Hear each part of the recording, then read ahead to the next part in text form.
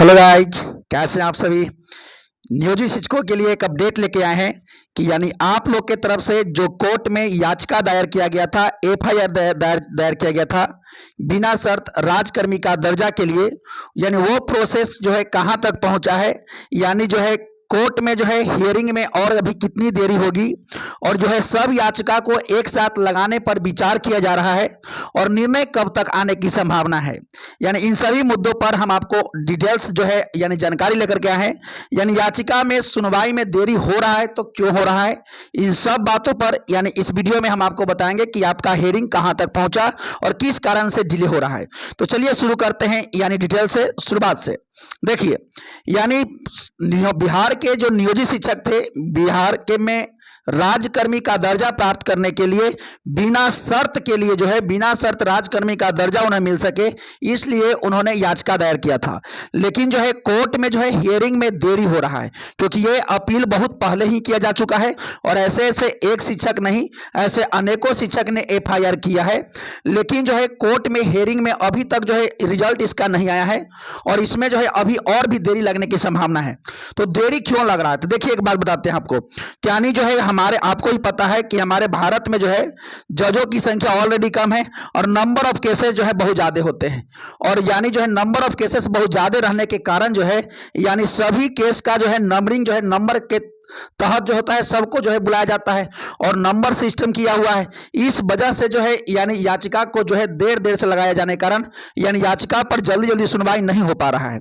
और दूसरा बात आपको यह बता देते हैं कि जब भी कोर्ट खुलती है तो सबसे पहले उस मैटर को सोल्व करने की कोशिश करती है जो ज्यादा इंपॉर्टेंट है, यानी ज्यादा महत्वपूर्ण है। यानी जो वैसे मैटर जो ज्यादा महत्वपूर्ण होते हैं उसको कोर्ट जल्दी जो है निर्णय देकर के समाप्त करने की कोशिश करती है। अब आपको लग रहा होगा तो क्या बिहार के नियोजित शिक्षक वाला मैटर इतना इंपॉर्टेंट नहीं है? भाई, हमारे और आपके लिए इतना इंपॉर्टेंट है।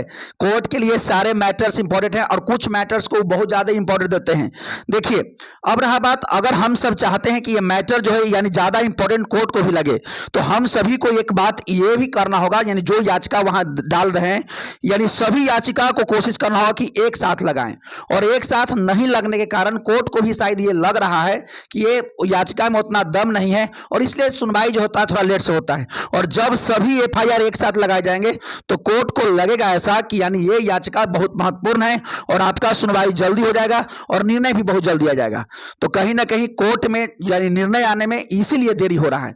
तो चलिए जानते हैं नेक्स्ट बात, यानी जो है अब रहा बात यानी सब याचिका को एक साथ लगाने पर विचार। देखिए एक बात बताते हैं, अगर हम सब चाहते हैं कि भाई हम सभी का जो है यानी निर्णय बहुत जल्दी आ जाए, तो एक काम तो ये भी करना होगा कि ये जो याचिका कोर्ट में दायर किया गया है वो सभी याचिकाओं को, यानी जब कोई याचिका एक दिन पेश हो उसी दिन सभी को ये नंबर पता करके, यानी कोर्ट का एक प्रोसेस होता है, उसके तहत सभी याचिकाओं को, जितने भी एफआईआर हुए हैं उस सब याचिकाओं को एक साथ अगर लगाते हैं तो शायद कोर्ट में जो है इस चीज को प्रायोरिटी ज्यादा दिया जाएगा और इस पर जो है निर्णय जल्दी आने की संभावना है और इसका प्रभाव भी जज साहब पर ज्यादा पड़ता है। उनको लगता है कि भाई ये मैटर बहुत अच्छा है और बहुत जल्दी इसको सोल्व करना चाहिए, इसलिए जज साहब एक्शन लेते भी हैं और जल्दी जल्दी हेयरिंग करवाते हैं और तब जाकर के निर्णय भी आ जाता है। देखिए, यानी जो है रहा बात, देखिए एक बात और है कि जितने ज्यादा बहस होगा कोई भी मैटर पर, जितने जल्दी जल्दी होगा उतने जल्दी निर्णय आता है, क्योंकि सारा डिपेंड करता है बहस पर। अगर मान लिया जाए किसी का बहस हर 15 दिन पर हो जा रहा है, इसका मैटर उसका बहुत जल्द सोल्व हो जाएगा। और अगर बहस किसी का 1 महीना 2 महीना के बाद आता है, उसके रिजल्ट, उसका जो है यानी जो है रिजल्ट जो है परिणाम देरी से आ सकते हैं। इसलिए हम सभी को यह भी कोशिश करना है कि जितने भी एफआईआर जो दर्ज हुए हैं, हालांकि कोर्ट में बहुत लोग ऐसा प्रयास कर भी रहे हैं, हमने बहुत सारे वकीलों से सुना भी है और 1-2 वकील से हमने बात भी किया है, उनका कहना यह था कि नहीं भाई, हम लोग जो है यानी एक साथ प्रयास कर रहे हैं कि सबका याचिका एक साथ दायर होने से जो है ये प्रक्रिया जल्दी पूरा हो जाएगा। तो चलिए नेक्स्ट बात जानते हैं, यानी रहा बात यानी निर्णय कब तक आएगा। देखिए, निर्णय कब तक आएगा, निर्णय तो तब आएगा ना जब यानी हियरिंग कंप्लीट हो जाएगा, जो सुनवाई कंप्लीट हो जाएगा।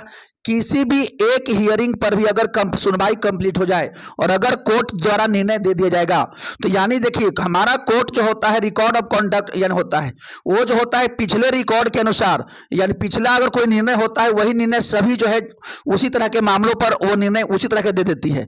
अगर एक भी हमारा जो है यानी याचिका पर अगर सुनवाई कंप्लीट हो जाएगा तो समझिए कि आप सभी का जो है उसी दिन निर्णय आ गया, फिर सब आने की इंतजार करना भी नहीं है।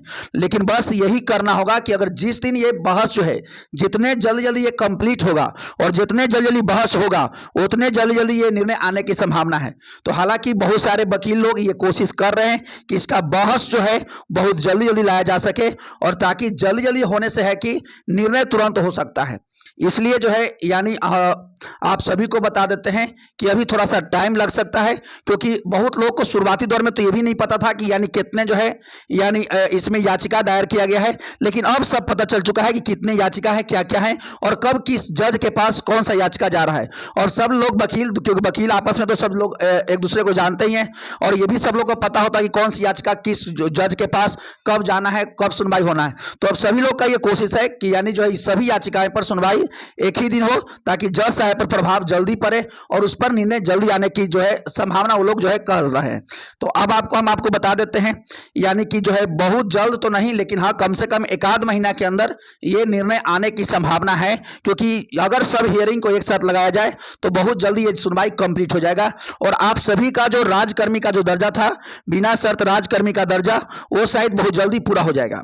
अब रहा बात यानी जो है, अगर आप इस चैनल पर पहली बार आए हैं तो चैनल को जरूर सब्सक्राइब कर लीजिए, ताकि आपका मैटर कहां तक पहुंचा, यानी शिक्षा, देखिए एजुकेशन से संबंधित हर वो जानकारी हम यहां से आपको प्रोवाइड कराते हैं, और ये आपके हेल्प के लिए चैनल है। इसलिए चैनल को जरूर सब्सक्राइब कर लीजिए, ताकि इसी तरह के ऑथेंटिक और सटीक जानकारी हम आपको देते रहें, और आपको ही पता चलते रहे कि आप जो याचिका दायर किए हैं वो कहां तक ये प्रक्रिया पहुंच चुका है। और ये यानी जो है ये मैसेज हम आपको तब तक देते रहेंगे जब तक आप सभी को राजकर्मी का दर्जा न मिल जाए और आप सभी लोग राजकर्मी न बन जाएंगे, तब तक ये मैसेज हम आपके पास पहुंचाते ही रहेंगे। इसलिए आप भी थोड़ा सा सपोर्ट कीजिए, चैनल को सब्सक्राइब कर दीजिए।